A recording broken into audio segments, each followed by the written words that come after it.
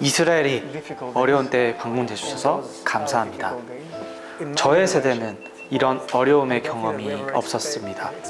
저희가 3개월 전에 발생한 전쟁이 곧 끝날 거라고 생각하지는 않습니다.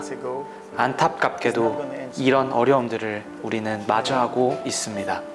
저희가 항상 안전하기를 원하지만 현실은 다릅니다.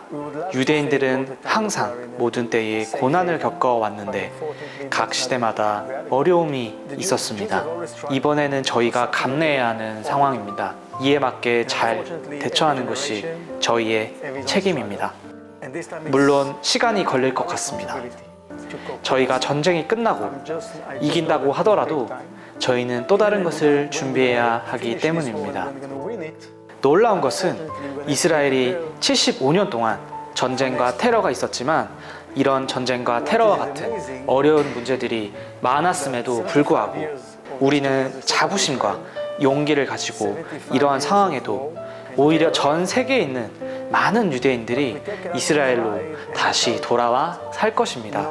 여러분들이 3월 달에 프랑스에 간다고 들었는데 2022년에 프랑스에서만 250건에 대한 알리아 신청을 받았습니다.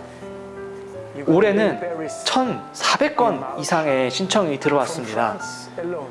무려 400% 이상이 증가된 것입니다.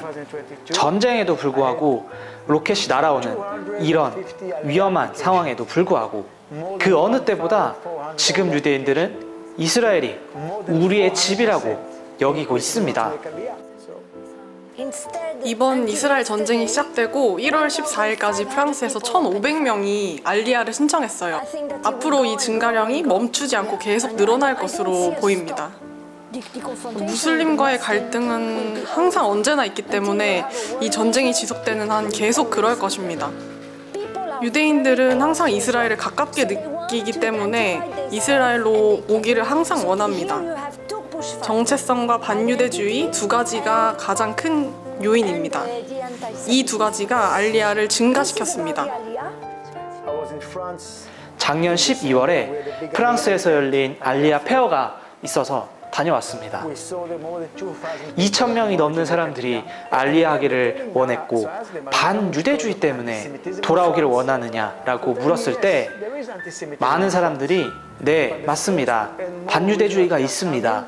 하지만 첫 번째 이유는 이스라엘이 우리의 집이기 때문입니다. 라고 답변했습니다. 설문조사를 했는데요. 69%가 말하기를 이스라엘에 오는 이유는 이스라엘을 사랑하고 또 시온주의 때문입니다. 라고 답변했습니다. 미래를 봤을 때도 극명하게 전 세계 유대인들이 전 세계 각지에서 이스라엘로 돌아올 것입니다. 프랑스, 남아공, 러시아, 우크라이나, 남미, 미국에서 이스라엘로 다시 돌아올 것이고 이스라엘을 재건하는데 일조할 것입니다. 남부 지역의 아슈켈론 같은 도시나 키부츠 그리고 가자지구 근처의 정착존 또는 북쪽 지역도 마찬가지고요. 헤즈볼라에게 많은 공격을 받고 있는데도 불구하고 여전히 그들은 돌아오기를 원하고 있습니다. 알리아가 유대인의 정체성을 채우는 일이기 때문입니다. 프랑스 알리아 박람회에서 반유대주의를 멈춰달라고 했을 때 저희는 협박을 받았습니다. 저희 계획을 멈춰야 했습니다. 리옹에서는 문 앞에 다윗의 별이 걸려 있으면 공격의 대상이 됩니다. 또 이 이야기를 들으셨을지 모르겠지만 그 리옹 지역에 사는 한 여성분이 자기 집 현관문에 다윗의 별을 걸어 놓았는데 그것 때문에 공격을 당했습니다. 이런 일들이 자주 많이 일어나기 때문에 유대인들은 지금 두려움에 떨고 있습니다. 또 다른 이야기도 있습니다. 몇 년 전 파리 바타클랑이라는 지역에서 심각한 테러리스트 공격이 있었는데요. 그 이후에 300만 명이 길거리로 나와서 이슬람 테러 단체 반대 시위를 했었습니다. 반면에 한 달 전에는 프랑스에서 반유대주의에 대한 성명서를 발표했었는데 숫자로 비교가 되지 않습니다. 우리 프랑스 GEC 에이전시 사무실도 문을 닫아야 할지도 모릅니다. 왜냐하면 공격의 위험과 두려움으로부터 안전하지 않기 때문입니다. 실제적인 협박들이 유대인을 향해서 지속되고 있습니다. 유대인들은 안전하다고 느끼지 못해서 그들이 사는 지역인데도 여기 머물고 싶다고 계속해서 전화가 옵니다.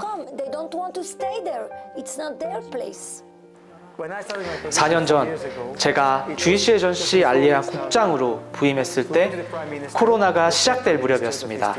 지금의 총리께서 이렇게 말씀하셨습니다. 우리는 알리아를 멈추지 않을 것이다. 구체적으로 러시아와 우크라이나에서 알리아가 계속될 것이고 러시아는 매달 2,000명의 유대인들이 계속적으로 돌아오고 있습니다.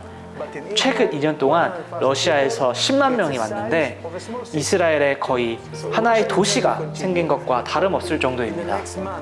그래서 러시아, 우크라이나는 계속될 것이고 2월에 안타깝게도 러우 전쟁이 2년이 되는데 아직 끝날 기미가 보이지가 않습니다. 하지만 알리아는 계속될 것입니다. 저희가 이스라엘로 이민자들이 계속 올 수 있도록 항공사에 요청을 하고 있습니다. 그 다음에 진행될 국가는 바로 프랑스입니다. 반유대주의 때문에 우리는 프랑스에 집중할 것입니다.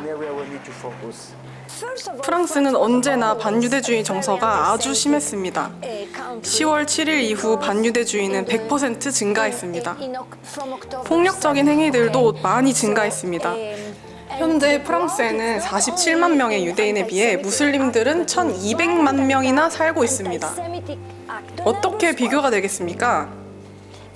마크롱 대통령이 말하기를 과거와 달리 이슬람으로부터 반유대주의가 시작됐다고 했습니다. 남아공은 참 슬픈 상황입니다. 25년 전 14만 명의 유대인들이 살고 있었는데 지금은 5만 명이 살고 있습니다. 1994년 정권이 무너지고 난 후에 이 정부가 계속 반이스라엘적이고 아주 강하게 이스라엘을 반대하고 있습니다. 지금 네덜란드 헤이그에서 이스라엘이 학살을 자행한다고 하마스를 지지하고 있습니다. 전쟁이 시작되고 하마스 리더가 남아공에 가서 도움을 요청했는데 우리를 싫어하는 정도가 아니라 정말 공격적인 행위를 하면서 이스라엘을 적대하고 있습니다. 그래서 당연히 현지 공동체도 그렇게 되고 있습니다.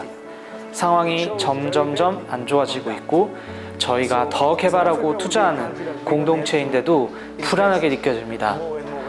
남아공 현지 이스라엘 대사관도 문을 닫아서 지금은 없어진 상태입니다. 지금 많은 우려들이 계속 일어나고 있고 사태가 심각해지고 있습니다. 작년에는 5만 명의 유대인 중에 500명이 남아공에서 왔는데 1% 정도가 알리아를 했는데 사실 엄청난 숫자입니다.